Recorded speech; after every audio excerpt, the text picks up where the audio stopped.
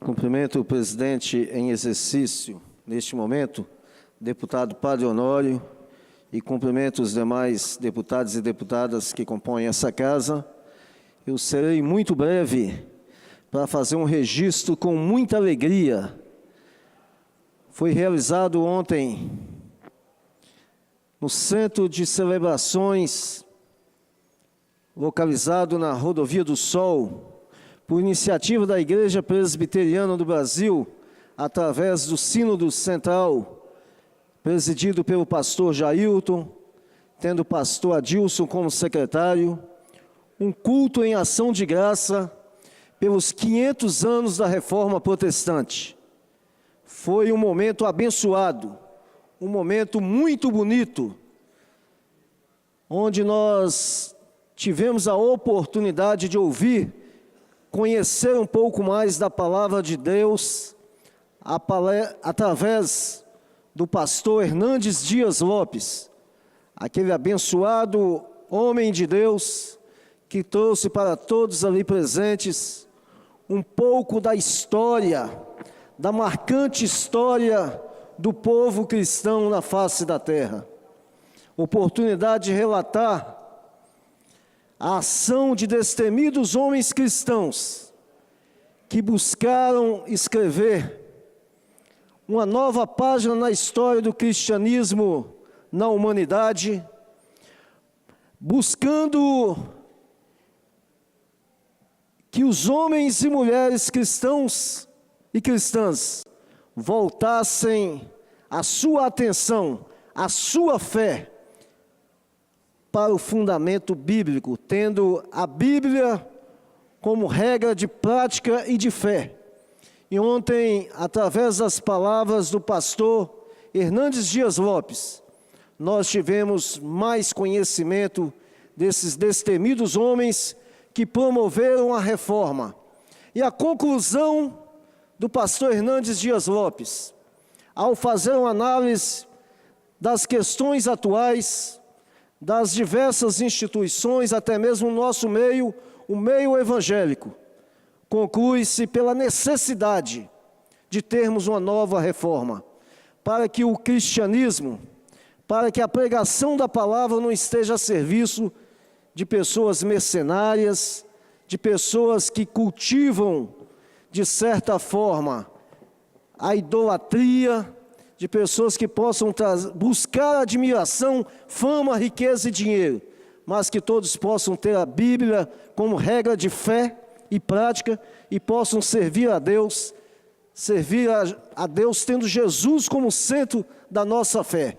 Então foi assim um momento maravilhoso, um momento abençoado. Lá também estava presente o deputado Ismael de Almeida, presente o governador em exercício, César Colnago.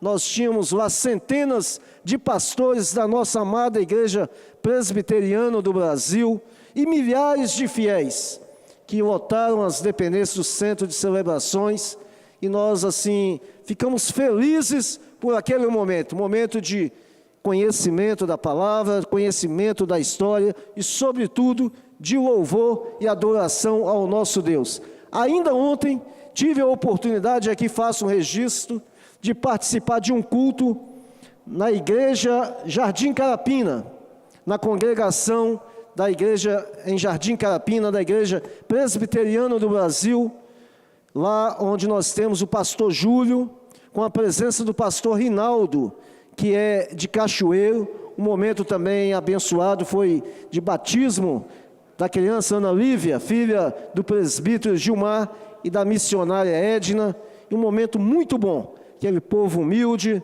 pastor com uma palavra muito bacana, muito profunda e importante, inclusive trazendo um pouco mais sobre a reforma protestante, que é tão marcante na história dos cristãos, na história da humanidade, e nós nos alegramos por ter tido um domingo tão abençoado. Agradeço a todos os deputados e deputadas e quero convidá-los para quarta-feira às 15 horas, nós teremos aqui nesse plenário uma sessão solene que eu sou o proponente.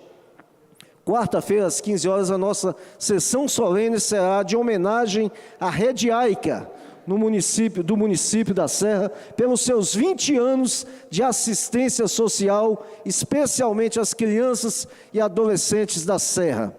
Nessa mesma sessão, nós vamos homenagear o COPBem, Conselho Pinheirense do Bem-Estar do Menor, uma instituição que eu tive a oportunidade de ser um dos fundadores e o primeiro presidente.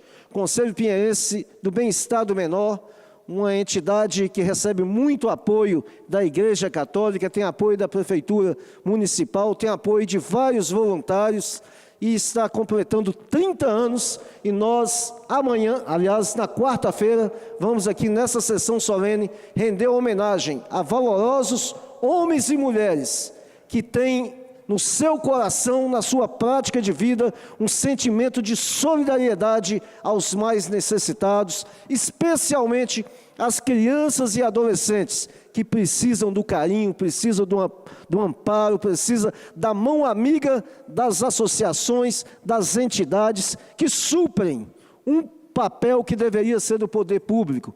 E aí eu faço um registro. Muitas vezes um governante de um município, ao destinar um recurso para uma entidade, usa a expressão de que está ajudando aquela entidade. Isso não é real. Eu digo isso não é hoje que eu não sou do executivo, não. Quando eu era prefeito, eu já fazia esse justo reconhecimento.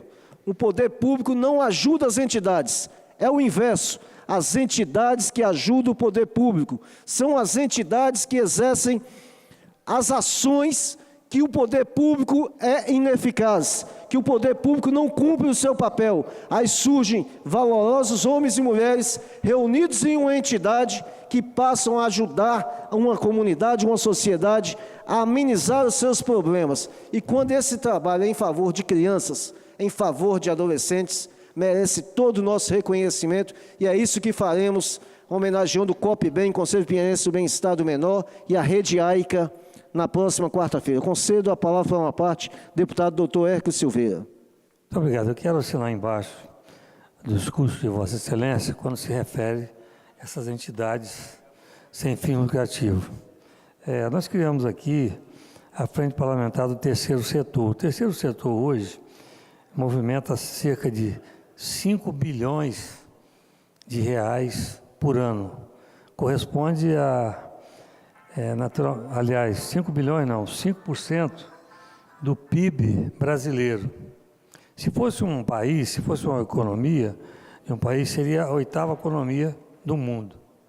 Então, na verdade, o poder público, né, em ajudar essas ONGs, tipo a PAI, a Espenha, a Pestalozzi e outros, União do Cego, aqui Luiz Braille, Vila Velha e Unicep, eles são muito ausentes. O poder público é muito ausente na ajuda.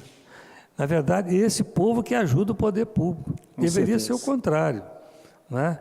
Ademais, também nós ficamos tristes quando nós vemos uma prefeitura, eu não vou citar o nome até para não dizer que eu estou criticando um prefeito que saiu, mas a prefeitura, por não incentivar projetos de ação social, deixou 11 milhões de reais no cofre, que poderia ter sido distribuído para amenizar. A Vila Velha, vou citar a Vila Velha, porque é onde eu moro, a PAI de Vila Velha, ela tem 450 pessoas matriculadas, entre síndrome de Down e também autistas. Só que tem 150 na fila, então seria 600 pessoas. Daqui a 3 anos, a projeção que foi feita por especialistas, daqui a 3 anos, com o problema da microcefalia, esse número vai triplicar. Ou seja, a PAI de Vila Velha, daqui a 3 anos, vai precisar de 1.800 vagas. E a gente vê a dificuldade que nós estamos encontrando do poder público construir uma nova PAI com o terreno já doado. Então, eu quero dar os parabéns a Vossa Excelência por esse discurso e dizer que, na verdade, essas ONGs estão ajudando o poder público. Obrigado. Concordo com Vossa Excelência, doutor Hércules. E quero aqui comungar do seu pensamento e fazer um apelo ao governo do Estado, através de seus diversos órgãos, às prefeituras municipais. Tenham um olhar diferente para as APAES e as pestalozes do Estado do Espírito Santo.